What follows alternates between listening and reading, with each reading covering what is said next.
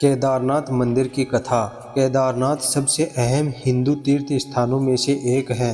मंदाकिनी नदी के किनारे चोराबाड़ी ग्लेशियर उत्तराखंड में मौजूद केदारनाथ भारत के सबसे ऊंचे ज्योतिर्लिंगों में से एक है। ये समुद्र तल से 3583 मीटर की ऊंचाई पर स्थित है। चार धामों में से एक धाम केदारनाथ का इतिहास बहुत रोचक रहा है। इस अलौकिक मंदिर के पट मई महीने में भक्तों के लिए खोले जाते हैं और कड़ाके की सर्दियों से पहले यानी कि नवंबर में 6 महीने के लिए बंद कर दिए जाते हैं।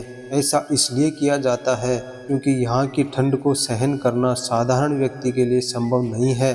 और इस मंदिर की खास बात है कि जब 6 महीने के लिए मंदिर के पट बंद किए जाते हैं उस समय अंदर एक जोत जलाई जाती है और जब 6 महीने के बाद मंदिर के पट खोले जाते हैं तब भी वह जोत वैसे के वैसे ही जली हुई मिलती है। वैसे तो मान्यता है कि ये मंदिर 8वीं सदी में आदि शंकराचार्य ने बनवाया था, लेकिन पौराणिक कथाएं दावा करती हैं कि केदारनाथ की असली कहानी पांडवों से जुड़ी हुई है। तो चलिए इस अभूतपूर्व मंदिर के बारे में कुछ रोचक बातें आपको बताते हैं। तो दोस्तों सबसे पहले आपको बताना चाहूँगा 2013 में केदारनाथ में बहुत भयंकर बाढ़ आई थी। उस बाढ़ में भी यह मंदिर कैसे बचा था इसके बारे में आपको बताता हूँ। 2013 में जो बाढ़ आई थी उसमें केदारनाथ मंदिर के अलावा बाकी सब कुछ तहस नहस हो गया था। बाढ़ के समय में जो लोग वहां मौजूद थे उसको भी अपनी जान गंवानी पड़ी थी। इस मंदिर के बचने के पीछे की कहानी कुछ ऐसी है कि जब बाढ़ का पानी मंदिर के आसपास पहुंचा था तब एक चट्टान ऊपर से खिसक कर मंदिर के पीछे आ गई थी। इस चट्टान के कारण पानी का बहाव 2 हिस्सों में बट गया था, इसलिए मंदिर बच पाया, वरना बहाव इतना तेज था कि मंदिर का बच पाना मुश्किल था। तो दोस्तों यह एक प्रकार से भगवान भोलेनाथ का चमत्कार ही था जिस कारण यह मंदिर बच गया था।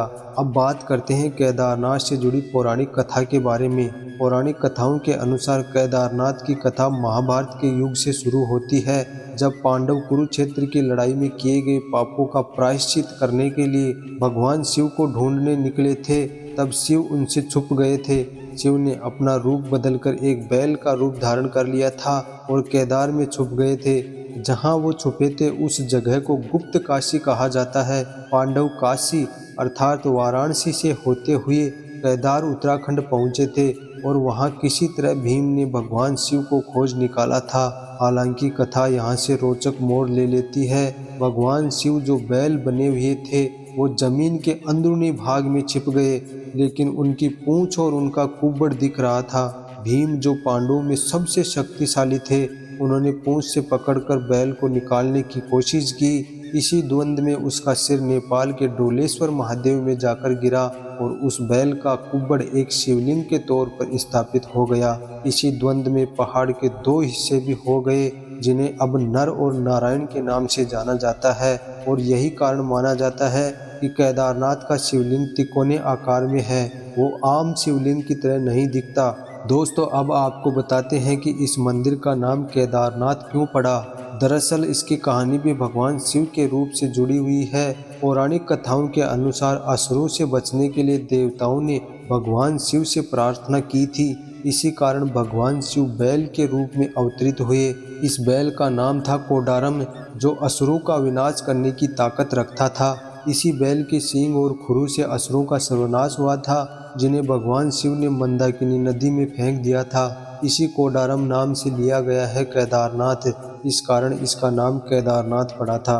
दोस्तों अगर आपने कहानी पूरी सुनी है तो गौर किया होगा कि दोनों ही कहानियों में केदारनाथ में भगवान शिव ने बैल का रूप धारण किया था। केदारनाथ की रक्षा करते हैं भैरव बाबा। केदारनाथ से जुड़ा एक फैक्ट ये भी है कि बाबा भैरवनाथ उस मंदिर की रक्षा करते हैं। ये केदारनाथ मंदिर के करीब है और जब मंदिर बंद रहता है तब केदारनाथ की रक्षा करने के लिए भैरवनाथ मौजूद रहते हैं। इसलिए जब केदारनाथ के दर्शन को श्रद्धालु जाते हैं तो भैरवनाथ के दर्शन जरूर करते हैं। केदारनाथ का ये मंदिर पंच केदार का हिस्सा है जो 5 धार्मिक स्थल भगवान शिव को समर्पित हैं। ये सभी गढ़वाल हिमालय में स्थित हैं। जो भी पंच केदार की यात्रा करता है उसे सबसे पहले केदारनाथ, फिर तुंगनाथ, फिर रुद्रनाथ और मध्य महेश्वर और फिर आखिर में कल्पेश्वर के दर्शन करने होते हैं। अगर आप भी कभी केदारनाथ की यात्रा पर जाएं तो पंच केदार के दर्शन जरूर करें। केदारनाथ धाम हमेशा से ही लोगों के आकर्षण का केंद्र रहा है। देश के कोने कोने से लोग यहाँ दर्शन करने आते हैं, इसलिए व्यक्ति को जीवन में कम से कम एक बार केदारनाथ की यात्रा जरूर करनी चाहिए। तो दोस्तों, अगर आपको यह स्टोरी अच्छी लगी हो तो शेयर और लाइक ज़रूर करना, और चैनल को अभी तक सब्सक्राइब नहीं किया है तो प्लीज़ चैनल को सब्सक्राइब ज़रूर कर लेना।